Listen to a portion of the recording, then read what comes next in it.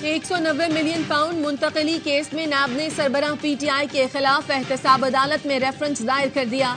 नामजद किए गए 8 मुल्जिमान में बुशरा बीबी, फरहद शहजादी, शहजाद अकबर, जुल्फी बुखारी शामिल हैं।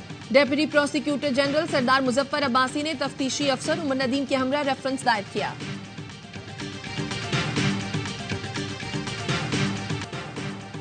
साइफर केस की समाअत कल सुबह 9 बजे अडयाला जेल में होगी। ऑफिशियल सीक्रेट एक्ट अदालत ने आज की समाअत का तहरीरी फैसला जारी कर दिया। अदालत ने लिखा, चेयरमैन पीटीआई और शाह महमूद को आज पेश नहीं किया गया। गुज़िश्ता समाअत पर सुपरिटेंडेंट अडयाला जेल ने सिक्योरिटी थ्रेट्स पर रिपोर्ट जमा कराई। अदालत के 28 नवंबर के ऑर्डर की रोशनी में केस का ट्रायल अडयाला जेल में होगा।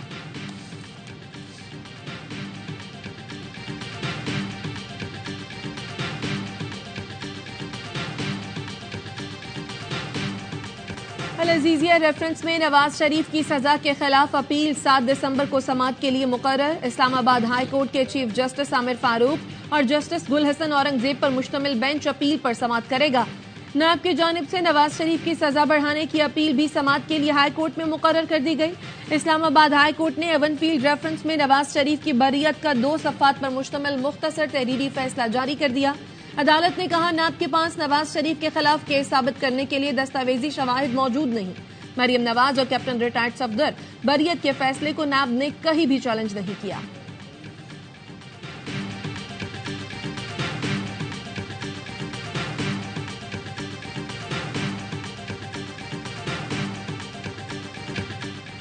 बताया जा रहा है 3 बार वज़ीर-ए-आज़म बनने वाला 4थी बार वज़ीर-ए-आज़म बनकर मुल्क को मसाइल से निकालेगा। मेरा एतराज बुजुर्गों पर नहीं, आप बुजुर्ग होकर भी मुल्क में नई सियासत ला सकते हैं। उम्र से फर्क नहीं पड़ता। बिलावल भुट्टो का बलूचिस्तान बार की तकरीब से खिताब। कहा, मुल्क की किस्मत उन 2 अशखास के हवाले ना करें जिन्होंने नफरत की सियासत की। जानता हूं पाकिस्तान में इलेक्शन कैसे होते हैं, लेकिन जब अवाम जाग जाए तो कोई ताकत इनका रास्ता नहीं रोक सकती। वक्त आ गया है मैं और आप मिलकर नई तारीख रकम करें।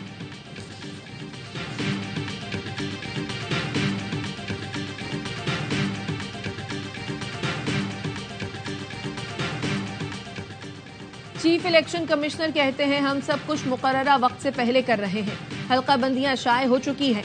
इलेक्शन शेड्यूल, आरओज और डीआरओज की तयनाती भी वक्त पर होगी।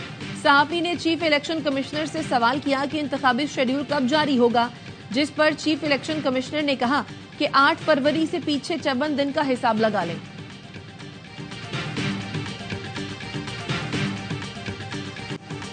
पाकिस्तान स्टॉक एक्सचेंज में तेजी का रुझान बरकरार। कारोबारी हफ्ते के आखिरी दिन 100 इंडेक्स फिर 61,000 की सतह पर पहुंच गया। 1030 पॉइंट्स इजाफे के साथ 61,561 पॉइंट्स पर ट्रेडिंग। हमास और इसराइल के दरमियान आर्जी जंगबंदी खत्म। इसराइल ने गजा पर फिर हमले शुरू कर दिए। जुनूबी गजा में रफाह क्रॉसिंग, जबकि शुमाल में खान यूनुस और दीगर इलाकों में आबादियों पर बमबारी। 54 फलस्तीनी शहीद हो गए। इसराइल का हमास पर जंगबंदी मुआहदे की खिलाफ वर्जी का इल्जाम। अमरीका, मिस्र और कतर की सालसी में फिर जंगबंदी में तौसी की कोशिशें। हमास के तर्जुमान उसामा हमदान का कहना है, मसले का हल जंगबंदी नहीं बल्कि इसराइली कब्जे का खात्मा है। हमने फलस्तीनियों के साथ बातचीत की, जारहियत के खात्मे के लिए एक फार्मूले तक पहुंचने की कोशिश की, लेकिन इसराइली जारहियत ने सब कुछ रोक दिया।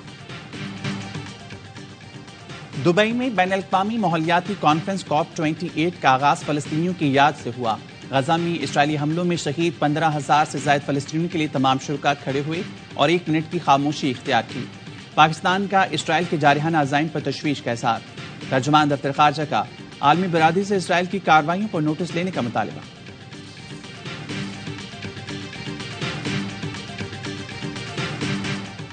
मौसमियाती तब्दीली के मनफी असरात से निमटने के लिए हंगामी बुनियादों पर काम करना होगा। अक़वाम मुत्तहिदा के सेक्रेटरी जनरल एंटोनियो गुतेरेस का माहौलियाती तब्दीली से मुताल्लिक दुबई में बैनुल-अक़वामी कॉन्फ्रेंस COP28 से खिताब। कहा, ग्रीन हाउस गैसों के अखराज को रोककर जमीन की हिफाजत करना होगी।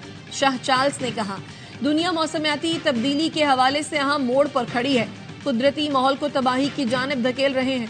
उम्मीद है क्लाइमेट चेंज कॉन्फ्रेंस दुनिया में तब्दीली का बाइस बनेगी। मुत्तहिदा अरब अमारात के सदर ने भी खिताब किया। कॉन्फ्रेंस में निगरान वजीर आजम अनवारुल हक काकर, तुर्क सदर समेत 100 से ज्यादा आलमी रहनुमा और मंदुबीन शरीक हैं।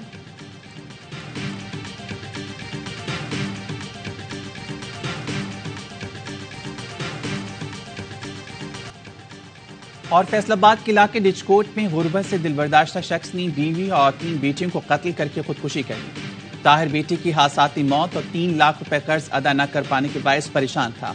कत्ल और खुदकुशी से पहले ताहिर ने 4 सिफात पर मुश्तमिल तहरीर में लिखा, खुदकुशी में किसी का अमल दखल नहीं, कोई कर्ज मांगे तो घर बेच कर अदा कर दिया जाए, बहन भाइयों पर बोझ ना पड़े इसलिए अहल खाना को कत्ल किया।